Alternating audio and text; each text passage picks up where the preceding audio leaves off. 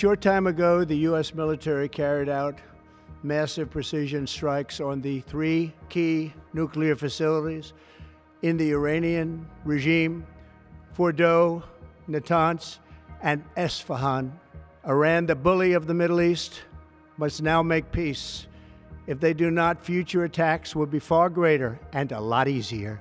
Les négociations, ça va être qui commencent et qui déjà vont être très compliquées, parce que forcément, sur la table, par le président américain, il va mettre sur la table une capitulation déguisée, il y aura les formes. Iran reserves all options to defend its security interests and people. Cette guerre est clairement une stratégie beaucoup plus large israélienne, ce qu'on appelle la guerre totale contre l'axe de la résistance. C'est d'ailleurs comme ça que les médias pro-iraniens la décrivent et la présentent. C'est vraiment une attaque frontale, directe, massive, j'aimerais dire totale contre l'Iran qui a, selon les Israéliens, la tête de serpent, la tête de la pieuvre. Et donc frapper l'Iran, à ce moment-là, vous asséchez, n'est-ce pas, le reste des proxys, le reste des menaces. Il y en a 7, Benjamin Netanyahu a appelé ça la guerre des 7 fronts. Et au-dessus de cette matrice de l'axe de la résistance et le pilote à Téhéran. Et donc il était qu'une question de temps pour que Israël effectivement frappe les Iraniens. Les Iraniens étaient dans une logique de diplomatie de la panique, dans une logique de survie. Et ils ont vu que lorsque les Américains sont intervenus militairement, que là, pour eux, les carottes étaient cuites et qu'il s'agissait absolument d'accepter un cessez-le-feu à court terme. On voit mal les Iraniens briser le cessez-le-feu, sachant que c'est eux qui poussaient à la diplomatie, c'est eux qui engageaient déjà à Genève avec les Européens recherchaient un certain appui international européen pour faire cesser l'agression israélienne, maintenant israélo-américaine.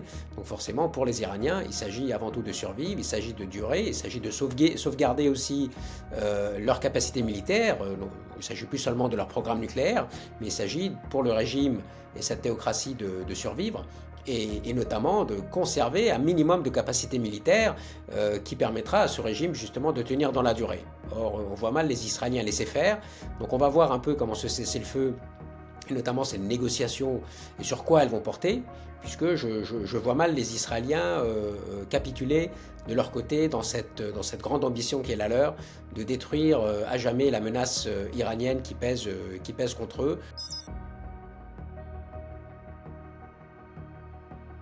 Si, elle a changé toute la donne régionale, à savoir que l'Iran sait aujourd'hui qu'ils sont directement menacés par les Israéliens. C'est ce qui a changé le 13 juin, lorsque les Israéliens ont ouvert non plus une opération limitée comme on a pu voir l'année dernière en avril ou bien en octobre, mais là effectivement c'est une attaque frontale multidimensionnelle contre le régime, avec des assassinats ciblés de toute une série de leaders militaires, scientifiques, voire politiques, puisque le guide aussi lui-même était menacé, n'est-ce pas? On le sait de par les fuites en Israël et aux États-Unis. Donc, avec l'idée de se débarrasser de cet axe de la résistance une fois pour toutes et ne plus tolérer pour les Israéliens cet axe, cette menace et cette capacité de résilience qu'a l'axe de la résistance, à savoir qu'à chaque cessez-le-feu, à chaque fois que vous avez un accord, à chaque fois que vous avez une trêve, les Iraniens, et on l'a vu avec le Hezbollah, on l'a vu avec le Hamas, ils ont le temps de se reconstituer des forces, ils ont le temps de se reconstituer des capacités et ensuite frapper. Et là, au cœur d'Israël, comme il s'est passé le 7 octobre. Donc pour les Israéliens, c'est ça qui a changé. Il y a tout un logiciel qui a changé, il faut le comprendre. On n'est plus dans une logique comme les autres interventions israéliennes ou américaines. On n'est plus dans une logique de rapport de force ou de guerre de dissuasion. C'est ça que le Hezbollah et que les Iraniens n'avaient pas compris. Ils avaient vraiment 1, 2, 3 coups de retard sur les Israéliens. Et les Israéliens ont joué de cet élément de surprise qui aujourd'hui n'existe plus.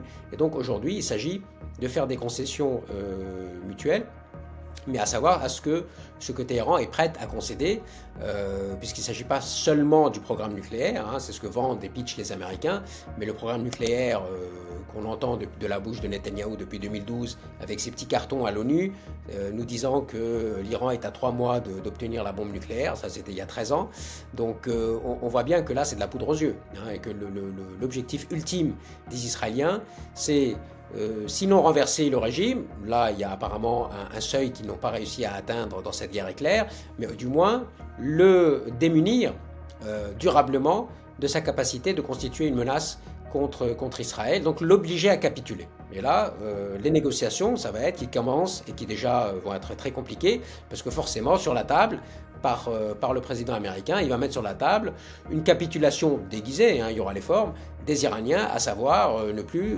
constituer de menace contre les États-Unis et contre le sionisme, c'est-à-dire éliminer complètement toute idéologie antisioniste dans la région. Ça, c'est le rêve ultime des Israéliens, poussé par les Américains, et ça va être ce qui va être sur la table pour les Iraniens. Chacun a démontré de ses capacités, les Iraniens ont bien vu qu'ils jouent leur survie, et maintenant ça va être à eux de réagir de cette demande ultime, voilà, vous capitulez, ou bien vous allez voir ce que vous allez voir, sachant que militairement et technologiquement, vous ne faites pas le poids. Pour Trump, qui est encore dans l'art du deal, n'est-ce pas, c'est comme ça qu'il se présente, pour lui, il s'agit de conserver un chemin balisé, tant bien que mal, avec les Iraniens. Donc ils ont détruit avec les Israéliens tous les autres chemins, mais ils gardent une porte entrouverte. Ils gardent un peu ce lien de conciliation pour espérer aboutir aux mêmes objectifs, mais à ce moment-là, non plus par la coercion, qui est là, qui sous-tend bien évidemment, là on tord les bras aux Iraniens, puisqu'on a décidé d'une attaque massive militaire qui a fait énormément de mal au régime iranien, qui l'a vraiment mis dans la tourmente. Et je pense qu'on ne voit que en surface l'impact sérieux que ça a eu sur ce régime. Donc pour Trump, l'idée c'est de passer à la phase de négociation entre guillemets, puisqu'on voit bien qu'elle est aussi asymétrique. C'est une manière aussi d'encercler les Iraniens d'une autre manière. Après avoir démontré de votre force totale, pratiquement invincible, vous exigez une reddition, et là, en offrant un cessez-le-feu, vous apparaissez magnanime, vous apparaissez mesuré, vous apparaissez comme ouvert à la paix, alors qu'en fait, ce qui intéresse les Américains et les Israéliens, ça va être forcément d'imposer une reddition totale de Téhéran par rapport à certains enjeux, et là on va voir quel va être un peu le menu, n'est-ce pas, la wish list des Américains et des Israéliens. Celle des Israéliens, on la connaît, c'est bien évidemment d'arrêter de menacer Israël, c'est d'arrêter de financer et d'armer les proxys dans la région. Les Américains, là, c'est un peu plus aléatoire, puisque Trump est imprévisible. Le matin, le ciel est jaune, le soir, le ciel est violet, et entre les deux, il change 4 fois d'avis. Donc effectivement, pour l'agenda américain, en plus de la sécurité israélienne, il peut y avoir d'autres intérêts sous-jacents, par exemple, en frappant les Iraniens et la capacité pétrolière iranienne. Il ne faut pas oublier aussi que par effet domino, ils font du mal à l'économie chinoise, n'est-ce pas, qui est aussi un grand rival géopolitique en Asie. Donc on voit bien que pour les Américains, il y a d'autres enjeux au-delà de la sécurité israélienne, qui fait qu'ils peuvent aussi mettre cela sur la table, et on va voir comment les Iraniens, justement, au jeu diplomatique, ils ont toujours brillé, mais là, effectivement, avec un revolver sur la tempe, c'est ce qu'a démontré les derniers jours, avec un revolver sur la tempe, vous ne négociez pas de la même manière, vous ne négociez pas avec la même marge de manœuvre. C'est la force de l'Union européenne, c'est une des rares forces qui se maintient aujourd'hui, notamment dans les régions en conflit, c'est sa qualité de médiatrice, c'est le rôle de médiateur. Mais encore une fois, au Mashrek, elle gère très mal cette affaire, on l'a vu avec le fiasco de Genève, parce qu'elle pense qu'elle peut imposer sa place de médiateur sans y mettre le prix. Et encore une fois, il faut absolument mettre dans la balance votre poids économique, votre poids diplomatique, votre poids financier. Encore une fois, l'Union européenne est un énorme donateur dans la région. Il faut mettre à profit son réseau d'alliances diplomatiques, locales, nationales, régionales. Et malheureusement, l'Union européenne ne travaille pas comme ça en ce moment. Elle reste à la traîne, elle reste vraiment à la remorque des Américains. Et bien évidemment, de par la culpabilité européenne vis-à-vis des Israéliens, et bien là, forcément, il y a toujours, n'est-ce pas, tout de suite une capitulation devant les stratégies, même coercitives israéliennes dans la région. Et là, on est en plein suivisme, n'est-ce pas, européen par rapport aux Israéliens, ce qui limite énormément la marge de manœuvre des Européens, qui seront malheureusement les victimes. C'est l'Europe, l'Union européenne et les États membres qui vont subir les chocs et les effets dominos de ce nouveau chapitre dans ce conflit au Mashrek.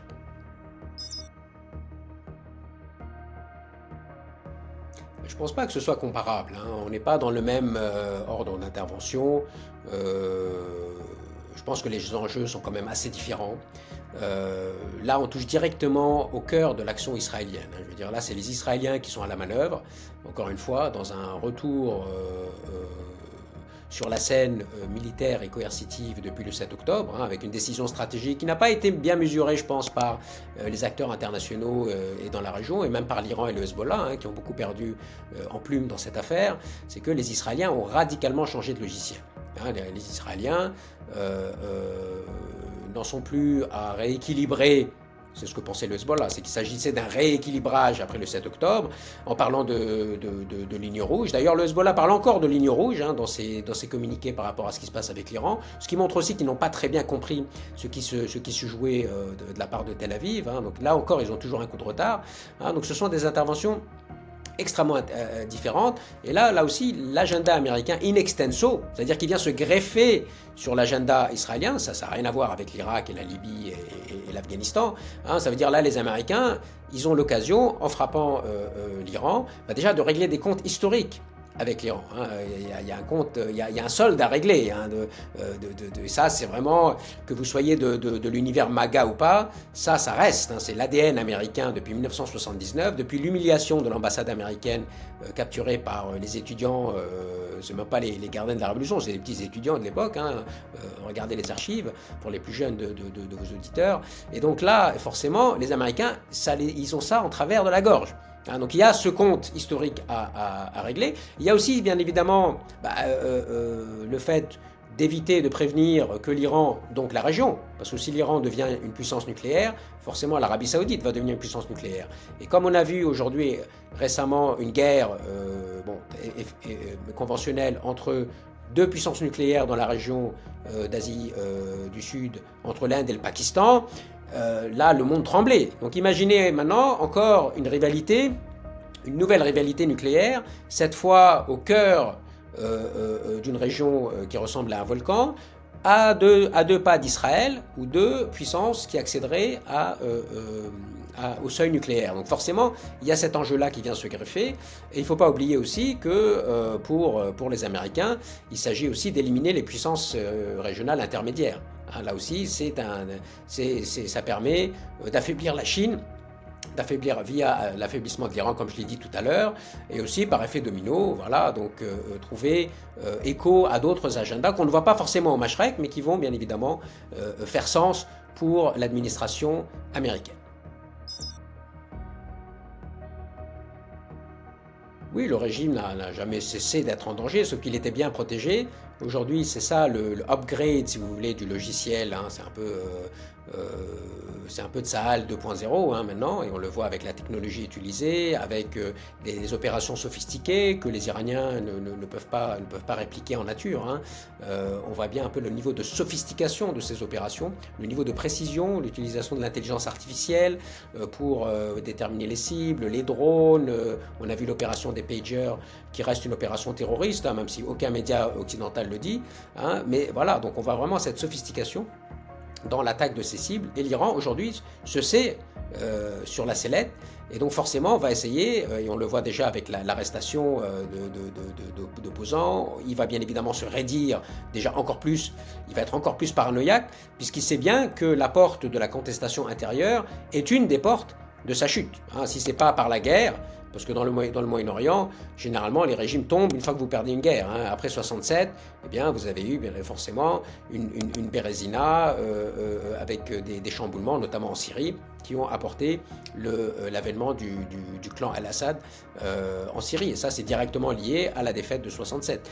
D'autres éventualités pour l'Iran, si ce n'est la défaite militaire, c'est effectivement d'aller chercher une opposition interne, d'aller créer des révolutions. Et on le voit aujourd'hui dans la propagande occidentale des médias occidentaux, qui maintenant se remémorent de la théocratie des mollahs, de l'oppression, de la répression des femmes, etc. Donc vous allez avoir toute une série de préparations de l'opinion publique internationale, notamment occidentale, européenne et américaine, sur éventuellement, comme ce serait une belle chose pour la région et pour le monde, si le régime des mollahs venait à tomber, etc.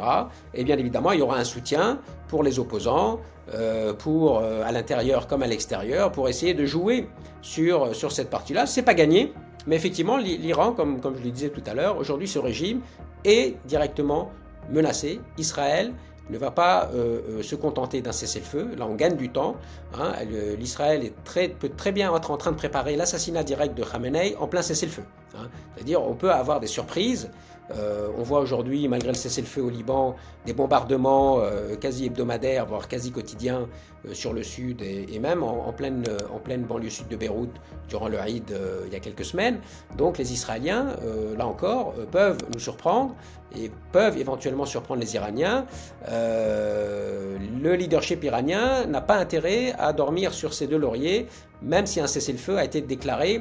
Voilà, là encore, de manière unilatérale et aussi, voilà, en termes déclaratifs. Maintenant, il faut voir sur le terrain, notamment la guerre de l'ombre qui se joue contre les Iraniens, sachant que les Israéliens ne vont pas cesser de vouloir décimer cette menace et ne plus tolérer, voilà, cette présence, ce bourdonnement, cette nuisance qui est là autour d'eux et que, une fois pour toutes, il va falloir se débarrasser. Et là, pour les Américains, ce sera aussi l'occasion pour Trump de remettre sur la table les accords d'Abraham et forcément, ça va être sur la table de dire aux Iraniens, écoutez, vous signez les accords d'Abraham, ce régime ou le prochain devra signer les accords d'Abraham avec les Israéliens pour en finir, pour une fois pour toutes, avoir la paix au Moyen-Orient, une paix par les armes, une paix par la violence, une paix impériale, voilà, qui, pour les Américains et les Israéliens, semble être la seule solution pour imposer une certaine stabilité, et jamais bien évidemment dans le sens de l'intérêt des populations ou des régimes nationaux, mais dans le sens qui va permettre aux Israéliens d'exister, aux Israéliens d'être en sécurité, aux intérêts américains d'être préservés. Et là aussi, donc, pour cela, il faut anéantir l'antisionisme dans la région, il faut anéantir l'anti-américanisme primaire dans la région. Et c'est la guerre qui se joue aujourd'hui, aussi bien une guerre classique par les armes, les missiles, les attaques, que par les médias, que aussi par la diplomatie. Et ça, cette page diplomatique vient de s'ouvrir et on va voir ce qu'elle va donner.